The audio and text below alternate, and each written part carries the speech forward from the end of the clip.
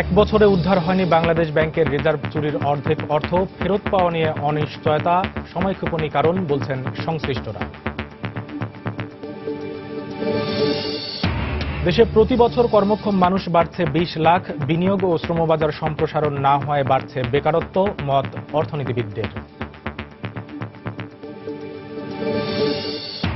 যন্ত্রপাতি নষ্টসহ নানা কারণে রাজশাহী জুট মিলে প্রতি মাসে লোকসান প্রায় ৮০ লাখ টাকা, বাড়ছে শ্রমিক অসন্তোষ, নতুন পরিকল্পনার কথা বলছে কর্তৃপক্ষ। এবং জলদস্যু আতঙ্ক নেই নোয়াখালীর জাহেদজার চরের মানুষের, বিরান ভূমিতে গড়ে উঠেছে গবাদি পশুর খামার, হচ্ছে রবি শস্যের চাষ, স্বর্ণদ্বীপ গড়ে তুলছে সেনাবাহিনী।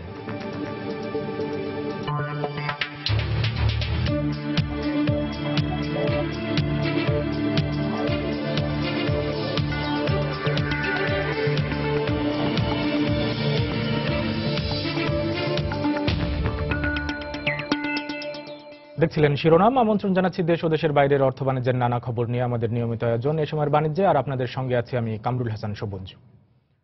বাংলাদেশ ব্যাংকের রিজার্ভ চুরির এক বছরেও এখন পর্যন্ত অর্ধেক অর্থ উদ্ধার করতে পারেনি কেন্দ্রীয় ব্যাংক। বাকি অর্থ ফেরত পাওয়া নিয়েও দেখা দিয়েছে অনিশ্চয়তা। অর্থ মন্ত্রণালয় ও বাংলাদেশ ব্যাংকের কর্মকর্তাদের সময়ক্ষেপণের কারণেই অর্থ উদ্ধারে জটিলতা সৃষ্টি হচ্ছে বলে মনে করেন অর্থনীতিবিদরা। এই অবস্থায় খুব দ্রুতই এই অর্থ ফেরত পাওয়ার কোনো সম্ভাবনা নেই বলে জানিয়েছেন অর্থ প্রতিমন্ত্রী। বিস্তারিত ইমতিয়াজ আহমেদের রিপোর্টে। দিনটি ছিল বৃহস্পতিবার, দেশের ব্যাংক ও আর্থিক প্রতিষ্ঠানে সরকারি ছুটির ঠিক আগের দিন। হ্যাকিংয়ের মাধ্যমে বাংলাদেশ ব্যাংক থেকে যুক্তরাষ্ট্রের federal reserve bank of New ইয়র্ককে বাংলাদেশ রিজার্ভ থেকে অর্থ স্থানান্তরের ৩৫টি নির্দেশনা দেয়া হয়, যার মধ্যে ৫টি নির্দেশনা কার্যকরী হয়। বেহাত হয়ে যায় বাংলাদেশ ব্যাংকের রিজার্ভ থেকে $১০,১০,০০,০০০। এই ঘটনার এক বছর পেরিয়ে গেলেও উদ্ধার করা সম্ভব হয়েছে চুরি যাওয়া অর্থের অর্ধেকেরও কম। বাকি $৬.৫ কোটি ফেরত পাওয়া নিয়ে রয়েছে চরম অনিশ্চয়তা। অর্থ উদ্ধারের দীর্ঘসূত্রিতার কারণ হিসেবে বাংলাদেশ ব্যাংক ও অর্থ মন্ত্রণালয়ের কর্মকর্তাদের ব্যক্তিগত দ্বন্দ্বই কারণ বলে মনে করেন বাংলাদেশ ব্যাংকের এই সাবেক ডেপুটি গভর্নর। দুইবার তারিখ দিয়ে অর্থমন্ত্রী নিজে সেদিন বলেছেন যে আজকে করব না, আরেকদিন করব। আমি মনে করি যে অর্থমন্ত্রীর এই ধরনের আচরণ টাকা না পাওয়ার ক্ষেত্রে অবদান রেখেছে। অর্থমন্ত্রীর এই অভিনয়গুলো না করলে জিনিসটা এই পর্যায়ে যেত না। টাকা পাওয়ার আর কোনো পথ নাই, সেটা এক নেগোসিয়েশনের সম্ভব ছিল এবং সেই পরিস্থিতি ছিল। আমরা সেটাকে বিশেষ করে অর্থ মন্ত্রণালয়ের অদক্ষতার জন্য অথবা অন্য কোনো কারণে তাদের এটাকে আমরা হারিয়েছি। এখন আইনগত পথে যাওয়ার আর কোনো বিকল্প নাই। অর্থ উদ্ধারের বিষয়টি এখন অনেকটাই ধীরগতি হয়ে গেছে স্বীকার করে অর্থ প্রতিমন্ত্রী বলেন, শুরুতে ফিলিপাইন সরকার থেকে এই বিষয়ে সহযোগিতা করলেও এখন তাদের সেই আন্তরিকতা অনেকটাই কমে গেছে, স্রোতগতি হয়ে গেছে পূর্বের তুলনায়। এটা কেন হয়েছে কোনো আইনি বিষয় কিনা আমি ঠিক বলতে পারছি না। আশা করবো যে আমরা পুরো টাকাটি পাবো, তবে না পেলে যে একদম আমরা মরে যেতে হবে এমন কোনো বিষয় নয়। এটা একটা আমাদের জন্য শিক্ষা। আমি মনে করি এখানে প্রযুক্তিটাকে আরো শক্তিশালী করতে হবে এবং সম্পূর্ণ ফেল প্রুফ যেটা, যে কখনো এটা ব্যর্থ হবে না, সেই ধরনের একটা সিস্টেম ডেভেলপ করতে হবে। আমি একটু আশ্বস্ত করতে পারি যে সরকার পিছিয়ে নেই, সরকার এটাকে আইনি পথে তাদের সরকার নিয়মের পথে এটাকে পার্সু করছে একটা না। সেই হিসাবে আমাদের সিস্টেমটার মধ্যে যেসব ব্যক্তিরা কাজ করে লোকগুলোর মধ্যে কিছু গাফিলতি, কিছু কিছু জায়গায় ব্যর্থতা অবশ্যই আছে। গেল এক বছরে বাংলাদেশ ব্যাংকের চুরি যাওয়া রিজার্ভের এখন পর্যন্ত অর্ধেক উদ্ধার করা সম্ভব হয়নি। তাই বাকি অর্থের পুরোটা উদ্ধারের পাশাপাশি দেশের ব্যাংকিং ব্যবস্থা এবং রিজার্ভের নিরাপত্তা নিশ্চিতে প্রযুক্তিগত নিরাপত্তা সব থেকে বেশি জরুরি বলে মনে করছেন দেশের ব্যাংকিং খাতের সঙ্গে সংশ্লিষ্টরা। ইমতিয়াজ আহমেদ, সময় সংবাদ, ঢাকা। প্রতি বছর দেশের জনসংখ্যার সঙ্গে কর্মক্ষম মানুষের সংখ্যা যোগ হয় ২০ লাখেরও বেশি। এদের মধ্যে স্নাতক ও স্নাতকোত্তর পাশ করা শিক্ষার্থীর সংখ্যা ৫.৫ লাখের বেশি। তবে সবার জন্য সরকারি চাকরির সুযোগ কম, আবার বেসরকারি খাতে কর্মক্ষেত্রের পরিধি সীমিত হয়ে আসায় বিশ্ববিদ্যালয়ের গণ্ডি পেরোনো শিক্ষার্থীদের বেশিরভাগকেই বেকার থাকতে হচ্ছে। চাকরির বাজার নিয়ে সিলিয়া সুলতানের ৩ পর্বের প্রতিবেদনের আজ দেখুন প্রথম পর্ব। জব তো অনেক কঠিন। 13টা পোস্টের জন্য 40-50,000 পরীক্ষা দিলাম। স্নাতক আর স্নাতকোত্তর শেষে চাকরি যেন সোনার হরিণ। পূর্ণাঙ্গ নিশ্চয়তার প্রধান ভরসা সরকারি চাকরি। তাই বহুবার পরীক্ষায় বসার পরও তা যেন ধরাছোঁয়ার বাইরে। 11 সালে মাস্টার্স আমার 2013 মার্চে শেষ হয়েছে। গভর্নমেন্ট জবটা ভালো মনে হয়েছে, এইটার জন্যই ওই পিএসসি জবের পিছনে এখন পর্যন্ত লেগে আছি। পোস্টের সার্কুলার দেয়, যেটা রিকোজিশন আসে, দেখা যাচ্ছে এখানেও পিএসসি কিছুটা পোস্ট হাতে রেখে দেয়। পেশাদারি সাবজেক্ট খুব কম দেখা যাচ্ছে। একজন মেডিকেল এমবিবিএস ডাক্তার সে ফরেন ক্যাডার হয়ে যেতেছে। সায়েন্সের গুলো বেশি ব্যাংকার হচ্ছে আজকাল। 2011 থেকে 15 এই 5 অর্থ বছরের পরিসংখ্যান বলে সরকারি খাতে কর্মকর্তা কর্মচারী হিসেবে নিয়োগ পেয়েছেন 2,66,275 জন। এর মধ্যে 14-15 অর্থ বছরে 50,473 জন, 13-14 অর্থ বছরে 59,132 জন, 2012-13 অর্থ বছরে 29,752 জন এবং 11-12 অর্থ বছরে 51,013 জন। এদের প্রায় অর্ধেকই স্নাতক ও স্নাতকোত্তর পাশ করা, বাকিরা অষ্টম, মাধ্যমিক বা উচ্চ মাধ্যমিক পাশ। আবার সরকারের বিভিন্ন দপ্তরে প্রায় 2.5 লাখ পদ শূন্য থাকলেও সেগুলো পূরণের কোনো উদ্যোগ নেই। অন্যদিকে 37তম বিসিএস পরীক্ষার বিজ্ঞপ্তি যখন দেয়া হয় তখনও 34তম বিসিএস এ উত্তীর্ণরা নিয়োগই পাননি।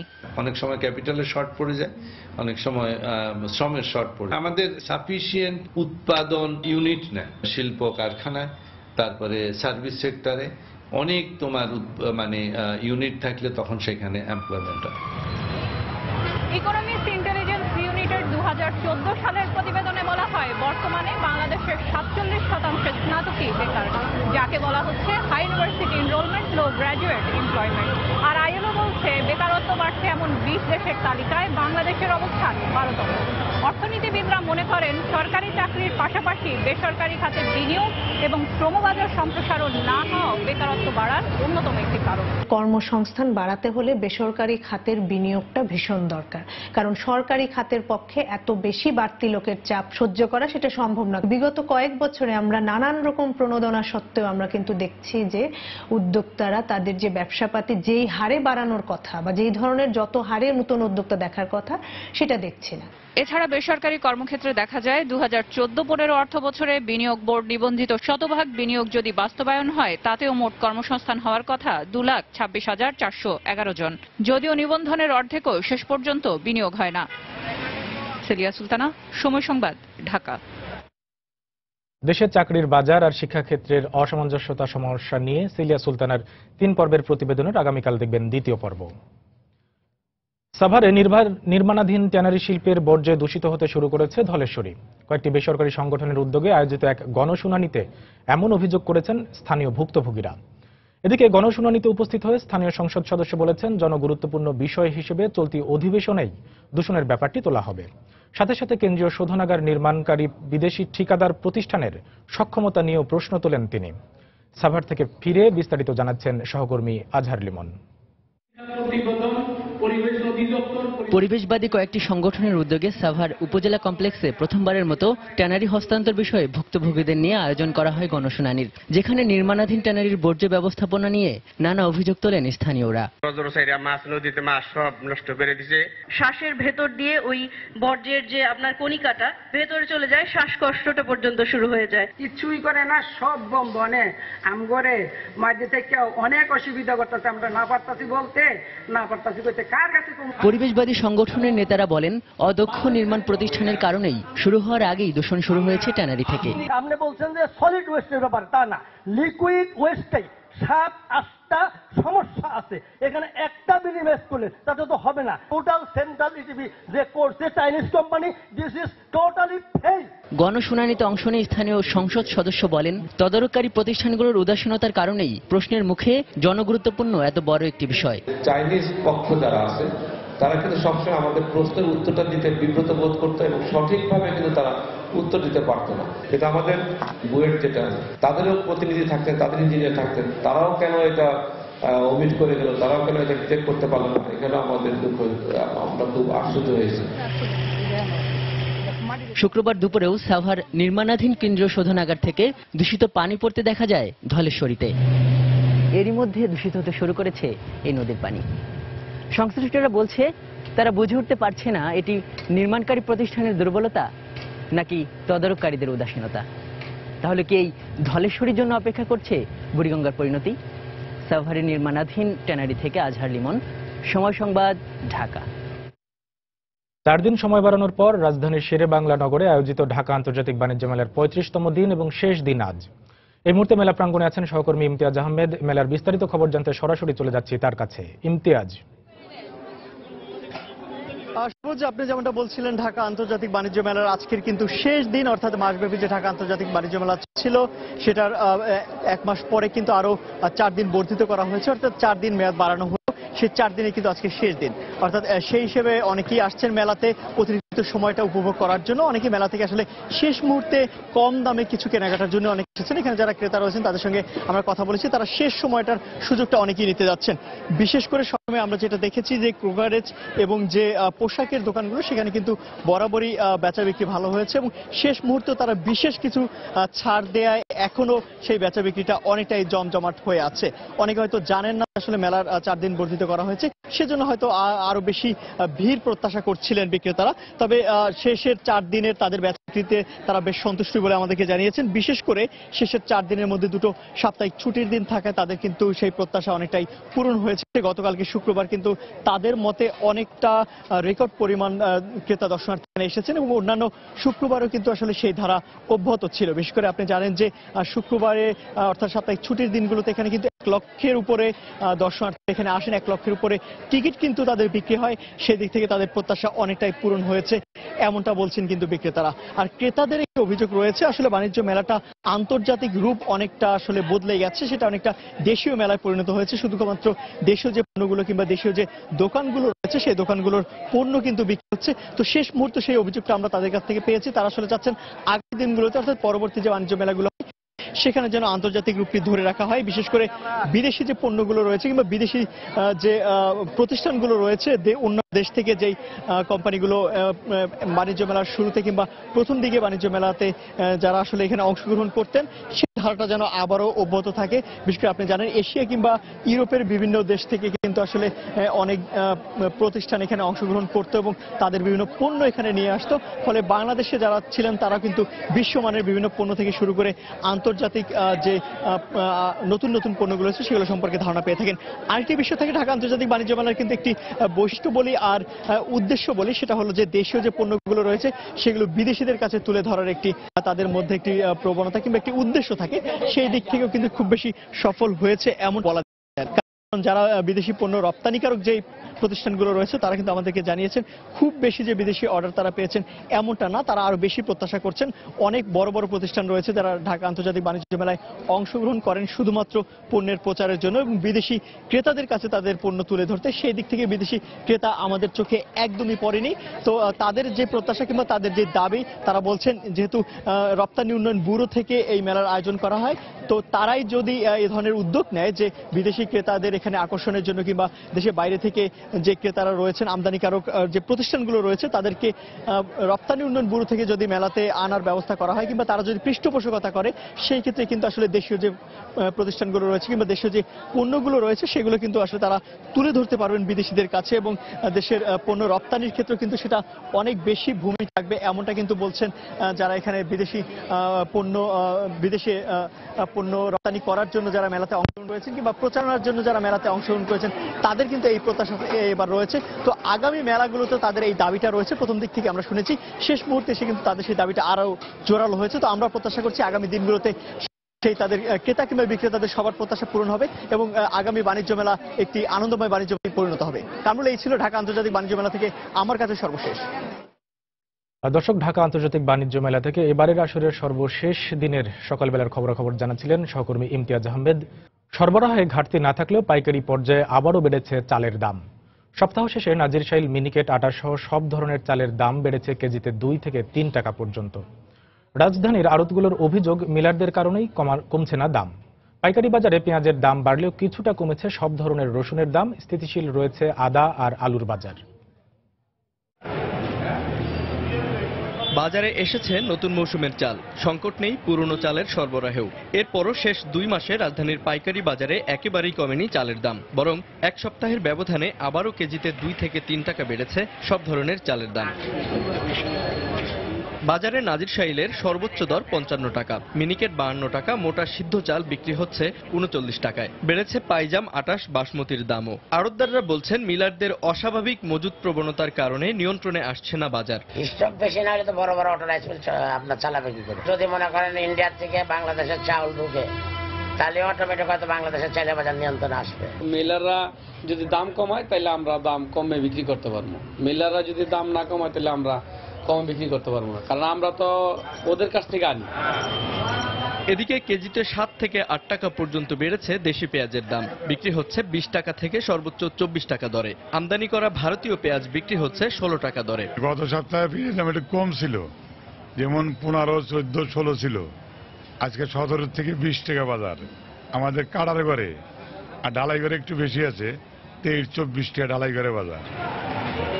তবে স্থিতিশীল রয়েছে আলুর বাজার। সর্বোচ্চ 10 টাকা আর সর্বনিম্ন 6 টাকা দরে বাজারে বিক্রি হচ্ছে ডায়মন্ড, লম্বা আর গোল আলু। উৎপাদন ভালো হলেও চলতি বছর আলুর বেচা কেনা কম বলছেন ব্যবসায়ীরা। বাজারে যেরকম আগে যে 10 বস্তা মাল নিত, এখন মানে 5 বস্তা। আজকাল যে গাড়িগুলি আসছে সেই গাড়িগুলি 9 টাকার থেকে 10 টাকা বিক্রি হইতেছে। আর যে 3 দিন 4 দিনকার আগের যে আলু আছে সেটা আমরা 8 টাকা 8.5 টাকা বিক্রি। কোনো পরিবর্তন আসেনি আদার বাজারে। পাইকারি পর্যায়ে দেশি রসুন 120 টাকা, 15 টাকা কমে আমদানি করা চায়না রসুন বিক্রি হচ্ছে 175 টাকায়। জুবাইর ফয়সাল, সময় সংবাদ, ঢাকা। ডাকাত ও জলদস্যুর আতঙ্কে কয়েক বছর আগেও যে চর ছিল বিরানভূমি, এখন সেখানে গড়ে উঠছে গবাদি পশুর খামার, হয় রবি শস্যের চাষ। 360 বর্গ কিলোমিটারের নোয়াখালীর জাহাজজার এভাবেই বদলে দিয়েছে সেনাবাহিনী। স্বর্ণদ্বীপ নাম দিয়ে দ্বীপটিকে ঘিরে বৃহৎ সেনা প্রশিক্ষণ এলাকা নির্মাণের পাশাপাশি স্থানীয়দের আর্থসামাজিক উন্নয়নে নানা পরিকল্পনা বাস্তবায়ন করছে বাহিনীটি। স্বর্ণদ্বীপ থেকে ফিরে আরও জানাচ্ছেন রাশেদ বাপ্পি, ছবি তুলেছেন শফিকুল ইসলাম। 1978 সালে নোয়াখালীর দক্ষিণে বঙ্গোপসাগর ও মেঘনা নদীর মোহনায় জেগে ওঠে জাহাজজার চর, যার বর্তমান নাম স্বর্ণদ্বীপ। ভৌগোলিক অবস্থানের কারণে শুরু থেকেই চরটিকে ব্যবহার করে পার্শ্ববর্তী অঞ্চলে অপরাধমূলক কর্মকাণ্ড পরিচালনা করত দস্যুর দল। সমুদ্রের খুব কাছাকাছি হওয়ায় বছরের প্রায় 8 মাসই জলমগ্ন থাকে দ্বীপটির অধিকাংশ এলাকা। তাই এখানে ফসল উৎপাদনে সবথেকে বড় বাধা এর মাটির লবণাক্ততা। তবে স্থানীয়দের সম্পৃক্ত করে উন্নত প্রযুক্তির মাধ্যমে এখানে রবি শস্যের চাষাবাদ শুরু হয়েছে। এছাড়া প্রায় 20টি বাথানের মাধ্যমে কয়েক হাজার গরু, মহিষ এবং ভেড়া পালন করা হচ্ছে। স্বর্ণদ্বীপের বিস্তীর্ণ অঞ্চল ব্যবহৃত হয় পশু চারণভূমি হিসেবে। একসময় পশু প্রতি চাঁদা আদায় করত ডাকাতেরা। 2013 সালে সরকার দ্বীপটিকে সেনাবাহিনীকে বরাদ্দ দিলে পাল্টে যায় দৃশ্যপট। ডাকাতের ভয়ে আমরা চাঁদাবাজের ডরে ঘুমাতে পারতাম না। এখন কিন্তু আমরা খুব নিরাপদে আছি। উন্নয়নের একটা প্রধান প্রিরেকুইজিট হচ্ছে গিয়ে নিরাপত্তা। তো আমাদের উপস্থিতিতে এই নিরাপত্তা এই অঞ্চলে নিশ্চিত হয়েছে। সেনাবাহিনী জানায় দ্বীপটির দায়িত্ব পেয়ে আইন শৃঙ্খলা পরিস্থিতির উন্নতি, সেনা প্রশিক্ষণ এলাকা নির্মাণ ও স্থানীয়দের আর্থসামাজিক উন্নয়নে কাজ করছে তারা। স্থানীয় জনগণকে আমরা সম্পৃক্ত করেছি। সম্প্রীতি বলে একটা সমবায় আমরা গড়েছি ওখানে, ধান এবং কিছু রবি শস্য, সেইগুলোকে আমরা ওখানে শুরু করেছি ইনিশিয়ালি। মাস্টার প্ল্যান করে পুরো চরে আমরা এটা বিস্তার করব। স্বর্ণদ্বীপে উন্নত জাতের মহিষ, ভেড়া ও হাঁস পালনের পাশাপাশি স্থাপন করা হয়েছে ডেইরি প্লান্ট। হাঁস, ভেড়া, কবিতর, মহিষ এগুলো আমরা সবাই সম্মিলিতভাবে পালতে আসছি। মহিষের খামার হবে প্রায় 10,000 ধারণ ক্ষমতা সম্পন্ন এবং ভেড়ার খামার হবে প্রায় 20,000 ভেড়া থাকবে। সেনাবাহিনী আরও জানায় প্রাকৃতিক দুর্যোগ থেকে দ্বীপ রক্ষা ও প্রাণী বৈচিত্র্য সংরক্ষণে দ্বীপটিতে বিপুল পরিমাণ কেওড়া বীজ বপন ছাড়াও রোপণ করা হয়েছে ভিয়েতনাম থেকে আনা উন্নত প্রজাতির 1,500 নারিকেল চারা। রাশেদ বাপ্পি, সময় সংবাদ, স্বর্ণদ্বীপ, নোয়াখালী। মেহেরপুরে উচ্চ ফলনশীল বাউকুলের বাম্পার ফলন হয়েছে। দাম বেশি পেয়ে খুশি কৃষকরা। কৃষি বিভাগ জানায় এবার জেলায় 125 হেক্টর জমিতে বাউকুলের চাষ হয়েছে। গত বছরের তুলনায় 25 হেক্টর জমিতে কম চাষ হলেও আবহাওয়া অনুকূলে থাকায় বাম্পার ফলন হয়েছে। এখন বাউকুল জেলার চাহিদা মিটিয়ে রাজধানী ঢাকা সহ বরিশাল, ফরিদপুর, গোপালগঞ্জ ও মাদারীপুরে বিক্রি হয়ে থাকে। দাম বেশি পেয়ে লাভবান হচ্ছেন বলে জানিয়েছেন কৃষকরা।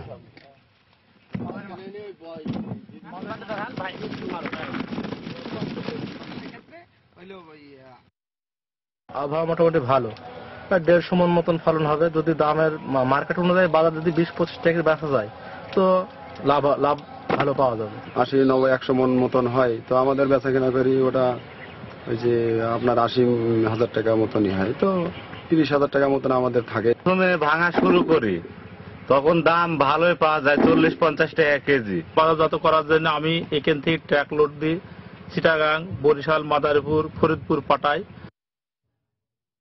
যন্ত্রপাতি নষ্ট, উৎপাদন ব্যয় বাড়া সহ নানা কারণে রাজশাহী জুট মিলে প্রতি মাসে লোকসান হচ্ছে প্রায় 70 থেকে 80 লাখ টাকা। অব্যাহত লোকসানের কারণে রাষ্ট্রায়ত্ত এই কারখানায় 2 মাসের বেতন ভাতা বকেয়া পড়ায় বাড়ছে শ্রমিক অসন্তোষ। দ্রুত শ্রমিকদের বকেয়ার টাকা পরিশোধের কার্যকর পদক্ষেপ নেওয়া না হলে আন্দোলনে নামার হুঁশিয়ারি দিয়েছেন মিলটির সিবিএ নেতারা। অবশ্য কর্তৃপক্ষ বলছে মিলটি লাভজনক পর্যায়ে আনতে বেশ কিছু পরিকল্পনা হাতে নেওয়া হয়েছে। হাবিবুর রহমান পাপ্পুর তোলা ছবিতে বিস্তারিত সাইফুর রহমান রকির রিপোর্টে। 1969 সালে রাজশাহী নগরীর কাটাখালীতে 49 একর জমির উপর গড়ে ওঠে রাষ্ট্রায়ত্ত পাটকল কারখানা। 260 লুমের এই মিলটিতে প্রতিদিন মোটা ও চিকন বস্তা উৎপাদন হয় 22 মেট্রিক টন। কিন্তু উৎপাদন খরচের চেয়ে বিক্রির দাম কম হওয়ায় প্রতিদিন লোকসান গুনতে হচ্ছে প্রায় 2.5 লাখ টাকা, যা মাস শেষে দাঁড়ায় 75 থেকে 80 লাখে।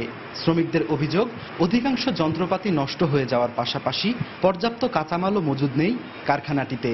ফলে প্রায় 1,500 শ্রমিকের 2 মাসের বেতন ভাতা বকেয়া পড়েছে।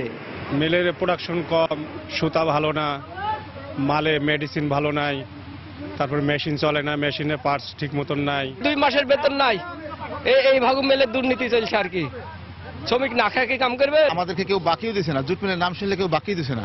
এই অবস্থার জন্য মিল কর্তৃপক্ষকে দায়ী করে সিবিআই নেতারা বলছেন, শীঘ্রই শ্রমিকদের বকেয়া টাকা পরিশোধে কার্যকর উদ্যোগ নেওয়া না হলে কঠোর আন্দোলনে নামবেন তারা। মিল কর্তৃপক্ষ যোগাযোগ করছে উপর মহলে, কোনো টাকা পয়সা দিছে না। এর জন্য আমরা কাক দায়ী করবো? সরকার দায়ী করবো না মিল কর্তৃপক্ষ দায়ী করবো? যারা স্টাফ তাদের তো বেতন কম হয় না, আর বেতন কমলে কি কিন্তু আমরা কেন সাধারণ শ্রমিক মাথার ঘাম পায়ে ফেলে আমরা কেন বেতন পাবো না? ধৈর্য ধরে ধরে তখন মানে সীমা ছাড়া হয়ে যাবে, তখন আন্দোলন সব শ্রমিক এমনি ঝাঁপাই করবে।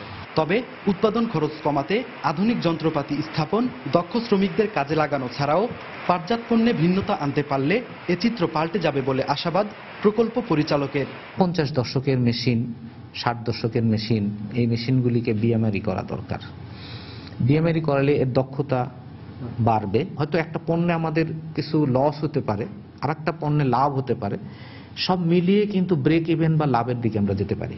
প্রতিষ্ঠার পর থেকে এ পর্যন্ত জুট মিলে লোকসানের পরিমাণ 1000 কোটি টাকা ছাড়িয়েছে। বর্তমানে মিলের গুদামে 250 মেট্রিক টন উৎপাদিত মোটা ও চিকন পাটের বস্তা রয়েছে, যার আনুমানিক মূল্য প্রায় 3 কোটি টাকা বলে জানিয়েছে কর্তৃপক্ষ। সাইফুর রহমান রকি, সময় সংবাদ, রাজশাহী। অমর একুশে গ্রন্থমেলায় সকাল 11টা থেকে শুরু হয়েছে শিশু প্রহর। শিশুদের পদচারণায় মুখরিত মেলা প্রাঙ্গণ। এই মুহূর্তে সেখানে আছে রিপোর্টার মৌসুমী মৌ। সরাসরি চলে যাচ্ছি তার কাছে। মৌ, বই জ্ঞানের প্রতীক, বই আনন্দের প্রতীক। কবি জসিমউদ্দিনের এই কথাটা সত্যতা আমরা আরো অনেক বেশি পরিমাণে পাই একুশে গ্রন্থ মেলাতে এসে। এবং আপনারা জানেন যে আজকে সাপ্তাহিক দ্বিতীয় ছুটির দিন, আজকে শনিবার, এবং একই সাথে আজকে এই অমর একুশে গ্রন্থমেলা 2017 এর দ্বিতীয় শিশু প্রহর। গতদিন কিন্তু অনেক বেশি পরিমাণে এখানে অনেক ক্ষুদে ভক্ত, অর্থাৎ যারা বই পছন্দ করে ক্ষুদে পাঠক, তাদের অনেকটা ভিড় ছিল। এবং আজকেও কিন্তু আমরা জানি যে ঢাকা আন্তর্জাতিক বাণিজ্য মেলার শেষ দিন, এবং সেই অর্থে এখনো অবধি খুব একটা বেশি এখানে অত ভিড় এখনো হচ্ছে না, কারণ ওখানটার কারণে এখানে একটু প্রভাব পড়তে পারে এমনটাই কিন্তু মনে করছেন আয়োজকরা। তারপরও সকাল 11টা থেকে কিন্তু এখানে শুরু হয়েছে শিশু প্রহর, যথারীতি গতকালকের মতো, আর এটি চলবে কিন্তু দুপুর 1টা পর্যন্ত। আমরা জানি যে পুরো বই মেলা 1 মাস ব্যাপী, তার মধ্যে 2টো দিন সাপ্তাহিক ছুটির দিন, শুক্র এবং শনিবার, সকাল 11টা থেকে দুপুর 1টা পর্যন্ত এই আয়োজনটি হয়ে থাকে শিশু প্রহর। বিশেষ করে আমরা যদি বলি যে ক্ষুদে যারা পাঠক তাদেরকে সৃজনশীলতার এবং নতুন নতুন ইতিহাসের সাথে পরিচিত করিয়ে দেওয়ার জন্য এই আয়োজনটা করিয়ে থাকে।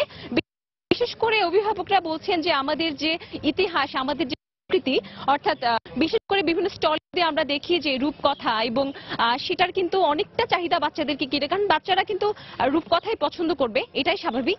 আর বিশেষ করে অভিভাবকরাও এটাও বলছেন যে আমাদের ইতিহাস এবং মহান ভাষা আন্দোলনের কথা যদি বলি, মহান মুক্তিযুদ্ধের কথা যদি বলি, এবং সেই রূপকথা, সেই ইতিহাসের প্রতিও কিন্তু অনেকটা আগ্রহ রয়েছে, এবং তারা চাচ্ছেন যে এই ইতিহাসটার সাথে সরাসরি এই শিশুরা প্রত্যক্ষভাবে সম্পৃক্ত হোক। এবং আমরা দেখতে পাচ্ছি সিসিমপুরের আয়োজনটি 11:30 থেকে শুরু হয়, এবং এটিকে ঘিরে কিন্তু বিশেষ আগ্রহ এই শিশুদের মনে তৈরি হয়েছে। বিশেষ করে যখন আমরা টিভিতে দেখি এক ধরনের যে সিসিমপুরের চরিত্রগুলো, যদি বলি যে ইকরি, হালুম, তাহলে সেগুলো কিন্তু এখানে জীবন্ত হয়ে উঠেছে, এবং সেগুলোকে ঘিরে বাড়তি আগ্রহ তো টেলিভিশন সেটের সামনে সবসময়ই থাকে। এখানে যখন আমরা সেগুলো সরাসরি দেখছি, সেটিকে ঘিরে কিন্তু মানে বাচ্চাদের খুব উৎসাহ, এবং অভিভাবকরাও সেই উৎসাহের জায়গাটা অনেক বেশি সম্মান করছে। তারা কিন্তু সেই সকাল 11টা থেকে মোটামুটি লাইন শুরু হয়ে গেছে, তারা তাদেরকে নিয়ে এখানে চলে এসেছে, এবং 11:30টায় আমরা দেখতে পাচ্ছি এখন কিন্তু চলছে, অর্থাৎ যে সিসিমপুরের যে নির্ধারিত শো 11:30টায় হবার কথা, সেই শোটি কিন্তু এখন চলছে এবং সবাই যার যার মতো করে বাচ্চারা তাদের নিজেদের পরিবেশে আসলে উপভোগের যে জায়গা তাদের মতো করে সেটি তারা করছে। এবং আমরা যদি দেখতে পাই যে আজকে এখানে আরো অনেক শিশু কিশোর প্রকাশন রয়েছে যারা হচ্ছে সবসময় শিশু দোষমূলক রূপকথা, তারপর হচ্ছে ইতিহাস, সংস্কৃতি সবকিছু নিয়েই বই বের করে। মোটামুটি আজকে আবার সাপ্তাহিক অনেকে স্কুল ছুটি অনেক বাচ্চাদের, তো সেটিকে ঘিরেও কিন্তু বাড়তি একটা সুযোগ তৈরি হয়েছে যেহেতু ছুটির দিন এবং ছুটির দিনে আয়োজনটা করা হয়ে থাকে। আর আমরা দেখতে পাচ্ছি যে এখানে কিন্তু সিসিমপুরের শোটি এবং বাচ্চাদের কিন্তু অনেকটা ভিড়, মোটামুটি সবাই সব বয়সের যদি বলি যে শুধুমাত্র বাচ্চা না, কিশোর কিশোরীরাও কিন্তু এখানেই ভিড় করতে শুরু করেছে এবং এই শোটি কিন্তু আরো প্রায় 1 ঘন্টা খানিক চলবে। তো এখনো আসলে এটা চলমান প্রক্রিয়া, কারণ সকাল 11:30 থেকে শুরু হয়েছে, এটি আরো চলবে, আরো লোকজন আসতে শুরু করবে এবং দুপুর 1টা পর্যন্ত মানে এটা আরো অনেক বেশি জমজমাট হতে শুরু করবে এমনটাই কিন্তু মনে করছেন সিসিমপুরের আয়োজকরা। আর আমরা দেখতে আসলে এখানে পিচ্চিরা তাদের মতো করে আসলে বই দেখছে এবং তারা কিন্তু তাদের মতো করে বইয়ের মাধ্যমে যাচাই বাছাই নিজের কোন পছন্দ সেটি কিন্তু তারা দেখছে। এবং বিশেষ করে আমরা যদি বলি যে বিড়াল, তারপর হচ্ছে বাদুড়, বাঘ, বর্ণমেলার যে বর্ণিল জীবন সেটির সাথে কিন্তু তারা সরাসরি এটা পরিচিত হচ্ছে। এবং আরো একটি ব্যাপার যে হচ্ছে আমি যদি বলি যে দত্ত, রাজকুমারী এগুলোকে ঘিরে রূপকথার সবসময় একটা আকর্ষণ থাকে এখন তাই, এবং এগুলোকে ঘিরে কিন্তু তারা আজকে নিজের মনে বলি যে ঢাকা শহরের কথা বলি, এখানে ব্যস্ততম একটা জীবন এবং সবসময় কিন্তু ইট কাঠের এই ঢাকা শহরে সবুজের সাথে দেখা খুব একটা হয় না। এবং আমরা কিন্তু জানি যে শিশু প্রহরের আয়োজনটি কিন্তু সোহরা উদ্যানে করা হয়েছে, কারণ এখানে কিন্তু খোঁজার একটা সুবিধা, এখানে যেমন সবুজায়নের একটা বিষয় যেমন কিন্তু হচ্ছে, অন্যদিকে কিন্তু এটা অনেকভাবে শিশুদের সৃজনশীলতার বিকাশ আস্তে আস্তে এটি আরো অনেক বাড়বে এমনটা কিন্তু মনে করছেন আয়োজকরা। অর্থাৎ এটি একদিকে যেমন শিশুদের সৃজনশীলতার বিকাশ করছে, অন্যদিকে তেমনি তাদের পুরোপুরি অর্থাৎ নিজেদের ইতিহাস সংস্কৃতির এটির মাধ্যমে বই পড়ার যে অভ্যেস সেটি কিন্তু তাদের গড়ে উঠছে। আর এটি খুবই ইতিবাচক তাদের জন্য এমনটা কিন্তু মনে করছেন অভিভাবকরা। তো অমর একুশে গ্রন্থমেলা থেকে এই ছিল আমার কাছে সর্বশেষ। সবুজ দর্শক, অমর একুশে গ্রন্থমেলা থেকে শিশু প্রহরের খবরাখবর জানাচ্ছিলেন সহকর্মী মৌসুমী মৌ। রাজশাহীতে শুরু হয়েছে 3 দিনব্যাপী পুষ্প মেলা। গতকাল সিএন্ডবি এলাকায় বৈকালী সংঘের আয়োজনে মেলার উদ্বোধন করেন রাজশাহীর পুলিশ কমিশনার মোহাম্মদ শফিকুল ইসলাম। পরে শিশুদের নাচ, আবৃত্তি ও চিত্রাঙ্কন প্রতিযোগিতার আয়োজন করা হয়। এবারের মেলায় 53টি স্টলে শোভা পেয়েছে দেশি বিদেশি বিভিন্ন জাতের গোলাপ, গাঁদা, জারবেরা, টিউলিপ ও অর্কিড সহ নানান ফুল। আগামী 3 দিন সকাল 9টা থেকে রাত 8টা পর্যন্ত চলবে এই মেলা।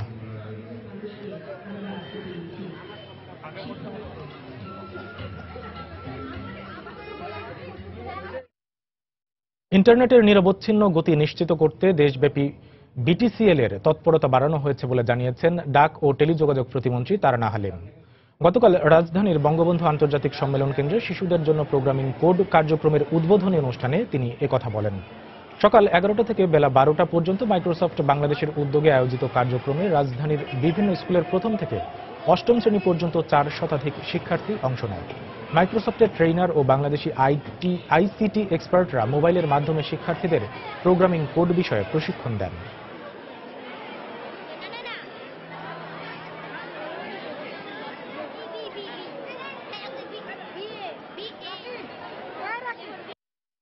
আমি কিন্তু শিখলাম যে এই যে to right, to left, forward, হ্যাঁ এরকম একটা ব্যাকওয়ার্ডসটা আসছিল, তো সেই রকম করেও এটাও আমি শিখেছি। এই প্রোগ্রামটাতে এসে আমাদের খুবই ভালো লাগলো যে আমাদের মনে আরো ইন্সপায়ার জাগলো যে কিভাবে আমরা কোডিং নিয়ে আরো কাজ করতে পারি। বিটিসিএল থেকে এখন আমরা লোক পাঠিয়ে গ্রামে গঞ্জে দেখি স্পিডটা কেমন, সঠিক স্পিড যাচ্ছে কিনা, কাজে আমরা কিন্তু কাজ করে যাচ্ছি। ডিজিটাল বাংলাদেশের জন্য প্রয়োজন তোমাদের মতো সৈনিক যারা এখন প্রযুক্তির হাতে খড়ি নেবে। বরগুনায় এতিমখানার নামে গরিব অসহায় এতিম শিশুদের বরাদ্দ কোটি কোটি টাকা হাতিয়ে নিচ্ছে একটি চক্র। বছরের পর বছর এতিম শূন্য থাকলেও সমাজসেবা অধিদপ্তরের অসাধু কর্মকর্তাদের যোগ সাজসে সরকারি বরাদ্দ তুলে নিচ্ছে তারা। অবশ্য সমাজসেবা কর্তৃপক্ষের দাবি, বিভিন্ন চাপের মুখে বরাদ্দ দিতে বাধ্য হচ্ছেন তারা। এম এ আজিমের তথ্য ও এস এম সিফাতের ছবিতে ডেস্ক রিপোর্ট।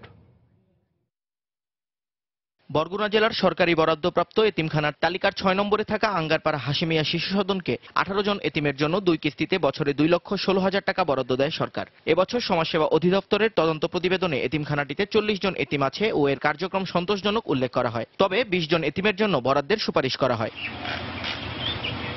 কিন্তু বাস্তবে এতিমখানাটিতে গিয়ে দেখা যায় একটি সাইনবোর্ড ও জরাজীর্ণ ভবন ছাড়া কিছুই নেই। সময় সংবাদের ক্যামেরা দেখে আটকে ওঠেন এতিমখানার পরিচালক মাইনুল। একই অবস্থা তালিকার 19 নম্বরের ইঞ্জিনিয়ার সুলতানা সালেহ শিশু সদন, তালিকার 2 নম্বরের পূর্ব হাজার বিঘা বটতলা শিশু সদন সহ অধিকাংশ এতিমখানারই। এতিমখানা পরিচালকদের দাবি সামান্য কিছু টাকার বিনিময়ে সমাজসেবা অধিদপ্তরের কর্মকর্তাদের ম্যানেজ করেন তারা। ওই রিপোর্ট ওইভাবে দেখাইতে হয়, নাহলে তো প্রতিষ্ঠান সমস্যা হয়। এতিম তো আছে, এতিম বিভিন্ন দিকে গেছে, গাঁও গ্রামের ব্যাপার। 2-3 জন গেছে, ঢাকাতে আত্মীয় আছে, জ্বর এলাকার তো আবার বাড়িতেও গেছে প্রত্যেক 8 জন রেগুলার থাকে আর কি। এই আবেদন নিবেদন করা লাগে এমপির মাধ্যমে, সুপারিশ টুপারিশ দিয়ে যে একটু বৃদ্ধি হোক। এদিকে এতিম শিশুরা ছুটিতে আছে বলে এতিমখানা পরিচালকরা দাবি করলেও এলাকাবাসী বলছেন গত কয়েক বছর ধরে বন্ধ এগুলোর কার্যক্রম। আমি এই দেখিনি, আমি গেছে বছর আশ্বিন মেশে আইছি, এই পর্যন্ত আমি দেখিনি কোথাও। ছিল, এখন বর্তমানে নাই। কতদিন যাবত নেই? প্রায় 2 বছর, আর এই 3 বছর থেকে। তবে সমাজসেবার কর্মকর্তাদের দাবি জনপ্রতিনিধিদের সুপারিশ আর উপর মহলের চাপে বরাদ্দ দিতে বাধ্য হচ্ছেন তারা। তাদের হাত এত লম্বা, তারা কিন্তু ওখানে গোড়াঘাটে গিয়ে তারা তদবির সুপারিশ করে আমাদের সুপারিশ ব্যতিরেকেই তারা বরাদ্দ করায় নিয়ে আসে। জেলার 135টি এতিমখানায় 1664 জন এতিম শিশুর জন্য প্রতি বছর 1,99,68,000 টাকা বরাদ্দ দিচ্ছে সরকার। সময় সংবাদ, বরগুনা। দেশের সব ক্ষেত্রে রাজস্ব বান্ধব সংস্কৃতি গড়ে তুলতে নরসিংদীর মাধবদীর এসপি ইনস্টিটিউশনে রাজস্ব সংলাপের আয়োজন করেছে জাতীয় রাজস্ব বোর্ড। সেখানে রয়েছেন সহকর্মী সানবীর রূপল। বিস্তারিত জানতে সরাসরি চলে যাচ্ছি তার কাছে। রূপল। সবুজ, রাজস্ব সংলাপের আয়োজন করেছে জাতীয় রাজস্ব বোর্ড এনবিআর, এবং এই রাজস্ব সংলাপটি কিন্তু এখন আয়োজন করা হয়েছে মাধবদীর এসপি ইনস্টিটিউটে। এবং এসপি ইনস্টিটিউটের এই রাজস্ব সংলাপটি শুধু আজকে কিন্তু প্রথমবার নয়, জাতীয় রাজস্ব বোর্ডের আয়োজনে 2 আগস্ট 2015-তে সিলেটে কিন্তু এই রাজস্ব সংলাপ শুরু হয়েছে, যার মূল উদ্দেশ্য হচ্ছে জাতীয় রাজস্ব বোর্ডের সাথে জনমানুষের যে একটি দূরত্ব রয়েছে, কর দেওয়ার ক্ষেত্রে যে একটি অনীহা রয়েছে, সেই অনীহা কমিয়ে এনে এবং মানুষের সাথে রাজস্বর একটি সংযোগ করার কিন্তু এই উদ্দেশ্য। যার ফলে এই মাধবদীর এসপি ইনস্টিটিউটে আজকের যে রাজস্ব সংলাপের আয়োজন করা হয়েছে, তাতেও আমরা দেখতে পাচ্ছি যে এখানে সর্বস্তরের মানুষ কিন্তু উপস্থিত হয়েছেন। এবং এখানে এখনো পর্যন্ত অনুষ্ঠানটি যদিও শুরু হয়নি, কিছুক্ষণের মধ্যে অনুষ্ঠানটি শুরু হওয়ার কথা রয়েছে। জাতীয় রাজস্ব বোর্ডের চেয়ারম্যান জনাব নজিবুর রহমান তিনি এখনো এসে উপস্থিত হননি। এছাড়া প্রধান অতিথি যিনি আছেন তিনি মোহাম্মদ নজরুল ইসলাম, বীর প্রতীক পানি সম্পদ মন্ত্রণালয়ের প্রতিমন্ত্রী, তিনি কিন্তু এর মধ্যে উপস্থিত হয়েছেন নরসিংদীর সেরা করদাতা, উপস্থিত হয়েছেন বিভিন্ন স্তরের ব্যবসায়ীরা এবং অন্যান্য স্কুল শিক্ষার্থীদেরকেও আমরা দেখতে পাচ্ছি যে অন্যান্য শ্রেণী পেশার মানুষের মতো স্কুল শিক্ষার্থীরাও তারাও কিন্তু এখানে এসে উপস্থিত হয়েছেন। তো এখনো পর্যন্ত যে তথ্যটা আমি জানিয়ে দিতে চাই সেটি হচ্ছে জাতীয় রাজস্ব বোর্ডের যে আয়োজনটি আছে সেটি হচ্ছে 26 লাখ করদাতা কিন্তু এখনো পর্যন্ত ইটিআইএন নিবন্ধন করেছেন। এবং দেখা যাচ্ছে যে এখনো পর্যন্ত 26 লাখ করদাতা ইটিআইএন নিবন্ধন করলেও কিন্তু সবাই কিন্তু কর সেই রিটার্নটি দাখিল করেন না। দেখা যাচ্ছে যে গত বছর 17.5 লাখ বা তারও কিছু বেশি সংখ্যক ইটিএন যারা করেছেন তাদের মধ্যে রিটার্ন দাখিল করেছেন। এছাড়াও ভ্যাট নিবন্ধিত রাজস্ব বোর্ডের যে মতে যে 5 লাখেরও বেশি কিন্তু প্রতিষ্ঠান আছে যারা ভ্যাট দিতে পারেন। তবে দেখা যাচ্ছে যে এই প্রতিষ্ঠানগুলো কিন্তু পুরোপুরি ভ্যাটের আওতায় থাকলেও তারা ভ্যাট দিচ্ছেন না। মাত্র 60,000 বা তার কিছু বেশি সংখ্যক প্রতিষ্ঠান কিন্তু ভ্যাট দিচ্ছেন। এখন আমরা কথা বলছি আজকের এই রাজস্ব সংলাপের আয়োজন এবং বিভিন্ন সময়ে মানুষের সাথে যে রাজস্ব বোর্ড যে কাজ করছে তার যে অংশীদারিত্ব হিসাবে যে আয়োজনগুলো থাকে তেমন একটা আয়োজন এই রাজস্ব সংলাপ। সেই সম্পর্কে এই আয়োজনটা কেন সেই বিষয়টি একটু জানতে যাচ্ছি জাতীয় রাজস্ব বোর্ডের সদস্য জনাব আব্দুর রাজ্জাকের কাছে। জনাব আব্দুর রাজ্জাক, আপনারা তো এর আগেও 2015-তে এই রাজস্ব সংলাপ শুরু করেছিলেন এবং এর এখনো পর্যন্ত যে কটি সংলাপ আয়োজন করেছেন তার উদ্দেশ্য কতটুকু সফল হয়েছে বলে মনে করছেন এবং এই সংলাপটির মাধ্যমে এই জনমানুষের এই মাধবদীর মানুষদের আপনারা কতটুকু সচেতন করতে পারবেন বলে মনে হচ্ছে? আমরা সারা দেশেই রাজস্ব সংলাপ করছি। রাজস্ব সংলাপের মূল উদ্দেশ্য হলো যে আমরা সকল ধরনের অংশীজন যারা আছে তাদেরকে উদ্বুদ্ধ করা এবং কর প্রদানে উৎসাহিত করা, যাতে তারা কর প্রদান করে। এবং সেই লক্ষ্যেই কিন্তু আমরা 2015 সাল থেকেই সারা বাংলাদেশে আমরা রাজস্ব সংলাপ করে আসছি এবং এরই ধারাবাহিকতায় একটি রাজস্ব বান্ধব সংস্কৃতি গড়ে তোলার লক্ষ্যেই আমরা কিন্তু আজকে এই মাধবদীর এসপি ইনস্টিটিউশনে রাজস্ব সংলাপ করছি। এটি কিন্তু আমাদের একটি চলমান প্রক্রিয়া। আমরা ইতিমধ্যেই ঢাকা, চট্টগ্রাম, রাজশাহী, খুলনা, রংপুর সমস্ত জায়গায় কিন্তু আমরা যাচ্ছি এবং রাজস্ব সংলাপ করছি। সকল অংশীজনের সাথে আমরা আলোচনা করছি, তাদের উদ্বুদ্ধ করছি। আপনারা জানেন যে আমাদের একটি উন্নয়নশীল দেশ, এই উন্নয়নশীল দেশের যে উন্নয়নের জন্য যে অর্থ দরকার তার সিংহভাগ আসে রাজস্ব থেকেই। আয়কর, কাস্টমস এবং ভিএটি এই তিনটি বিভাগ থেকে আমাদের মূল রাজস্ব সংগৃহীত হয়। আর এই আমরা আজকে যে অনুষ্ঠানটি হচ্ছে এটি আমাদের আয়কর এবং ভ্যাটের একটি যৌথ অনুষ্ঠান। আমরা আমাদের এই নরসিংদীর মাধবদী এলাকার সকল জনগণকে যারা করদাতা দিতে পারেন তাদেরকে উদ্বুদ্ধ করার জন্যই আমাদের আজকের এই রাজস্ব সংলাপ এখানে আমরা অনুষ্ঠান করছি। আজকের এই অনুষ্ঠানে আমাদের পানি সম্পদ মন্ত্রণালয়ের প্রতিমন্ত্রী জনাব মোহাম্মদ নজরুল ইসলাম প্রধান অতিথি হিসাবে আসছেন এবং জাতীয় রাজস্ব বোর্ডের চেয়ারম্যান জনাব মোহাম্মদ নজিবুর রহমান ও সিনিয়র সচিব আইআরডি সভাপতিত্ব করবেন। এবং এখানে একটু যদি বলি যে এই আয়োজনের মধ্যে দিয়ে আপনারা ইটিএন কিন্তু গত কয়েক বছরে বেশ বেড়েছে এবং আপনারা মনে হয় যে এই অর্থ বছর শেষে 30 লাখে উন্নীত করতে চাচ্ছেন, তো সেই দিক থেকে কতটুকু সফলতা মনে হচ্ছে? হ্যাঁ, আমাদের এই রাজস্ব সংলাপ অবশ্যই আমরা এর মাধ্যমে আমরা উপকৃত হচ্ছি। আপনারা জানেন যে আমাদের করদাতা, নিবন্ধিত করদাতার সংখ্যা কিন্তু খুব বেশি ছিল না, তবে এই বছর আমাদের এই যে কার্যক্রমগুলি আমরা নিচ্ছি এর ফলে কিন্তু ইতিমধ্যেই 27,10,000-এর মতো করদাতা নিবন্ধিত হয়েছে এবং আমরা আশা করি 30শে জুনের মধ্যে আমাদের এই সংখ্যা 30 লক্ষের বেশি চলে যাবে। আমরা ধন্যবাদ আপনাকে। শুনছিলেন যে করদাতাকে আরো উদ্বুদ্ধ করতে এবং আরো ইটিএন বাড়াতে তারা কিন্তু এই কার্যক্রম হাতে নিয়েছে এবং এর মধ্যে বেশ সফলতাও এসেছে বলতে যাচ্ছেন। তো একটু যদি জানিয়ে রাখি যে এবছর রাজস্ব বোর্ডের আয়ত্তে 2,42,000 কোটি টাকা কিন্তু এই অর্থ বছরে তাদেরকে আদায় করতে হবে, যার মোট বাজেটের 3,40,000 কোটি টাকা এবং গত বছরের তুলনায় যা 35% বেশি, যার ফলে দেখা যাচ্ছে যে এই ধরনের সংলাপ আরো তারা আয়োজন করতে যাচ্ছেন এবং ইটিএন নম্বর এবং ভ্যাট রেজিস্ট্রেশনের ক্ষেত্রেও তারা কিন্তু বেশ ভালো সফলতা দেখিয়েছেন। তো এই ছিল এখন পর্যন্ত মাধবদী থেকে রাজস্ব সংলাপের সবশেষ তথ্য। সবুজ। দর্শক, সব ক্ষেত্রে রাজস্ব বান্ধব সংস্কৃতি গড়ে তুলতে জাতীয় রাজস্ব বোর্ডের রাজস্ব সংলাপের খবরাখবর জানাচ্ছিলেন সানবীর রূপলী। বড় ধরনের সূচকের দরপতন এবং দর হারানোর মধ্য দিয়ে শেষ হয়েছে ঢাকা স্টক এক্সচেঞ্জের গত সপ্তাহের লেনদেন। সপ্তাহ ব্যবধানে ডিএসসি-এক্স সূচক হারিয়েছে 253 পয়েন্ট এবং বাজারের লেনদেন নেমে এসেছে প্রায় অর্ধেকে। 29 জানুয়ারি রোববার কেন্দ্রীয় ব্যাংকের মুদ্রানীতি ঘোষণায় গভর্নর বলেন পুঁজিবাজারে ব্যাংক ও আর্থিক খাতের বিনিয়োগ নজরদারিতে থাকবে। সেদিনই দেশের সবচেয়ে বড় পুঁজিবাজার ঢাকা স্টক এক্সচেঞ্জের প্রধান সূচক ডিএসসি-এক্স এক লাফে 118 পয়েন্ট হারায়। পরদিন সোমবারও এই সূচক পড়ে যায় আরও 79 পয়েন্ট। এরপর 2 দিনে 51 পয়েন্ট বাড়লেও শেষ কার্যদিবসে ডিএসসি-এক্স সূচক হারায় 108 পয়েন্ট। একই রকম নিম্নমুখী প্রবণতা ছিল সরিয়া ও বাছাই সূচকেও। আর এক সপ্তাহের ব্যবধানে মোট লেনদেন 8,657 কোটি টাকা থেকে নেমে এসেছে 4,796 কোটি টাকায়। শতকরা হিসেবে এক সপ্তাহে লেনদেন কমেছে 44.59%। গত সপ্তাহে দরবারের শীর্ষে ছিল Rahim Textile, Anlima Yarn, Golden Harvest, Pharma Aids, Shasha Denim. এদিকে দাম হারানো প্রতিষ্ঠানগুলোর মধ্যে শীর্ষে ছিল ICB, AMCL Second Mutual Fund, Shine Pukur, Lanka Bangla, Savar Refractories, ICB Islamic Bank. গত সপ্তাহে 2016 সালের ব্যবসার ওপর রেনাটা, বিএসআরএম, বাংলাদেশ স্টিল তাদের শেয়ার হোল্ডারদের জন্য যথাক্রমে 40, 20 ও 10% নগদ মধ্যবর্তী লভ্যাংশ ঘোষণা করেছে। এছাড়া প্রাইম ফাইন্যান্স 6% এবং গ্রামীণ ফোন 175% বার্ষিক নগদ লভ্যাংশ ঘোষণা করেছে। হরিপদ সাহা, সময় সংবাদ। এক মঞ্চে বিশ্বের সকল দেশের কাব্যচর্চা ও সামাজিক সাংস্কৃতিক মূল্যবোধ তুলে ধরতে ঢাকা আন্তর্জাতিক পোয়েট সামিট 2017 উদ্বোধন করা হয়েছে। শুক্রবার বাংলাদেশ শিল্পকলা একাডেমির ন্যাশনাল গ্যালারি অডিটোরিয়ামে এই সামিটের উদ্বোধন করেন বেসরকারি বিমান পরিবহন ও পর্যটন মন্ত্রী রাশেদ খান মেনন। সামিটে অংশ নেওয়া দেশি বিদেশি কবিদের 100 কবিতা নিয়ে একটি বই প্রকাশ করা হয়। এছাড়া ম্যানফ্রেড কোবোর কবিতা, গোধূলি লগন সহ আরও কয়েকটি বইয়ের মোড়ক উন্মোচন করা হয়। এ সময় মনোনীত কবিদের সম্মাননা স্মারক তুলে দেওয়া হয়।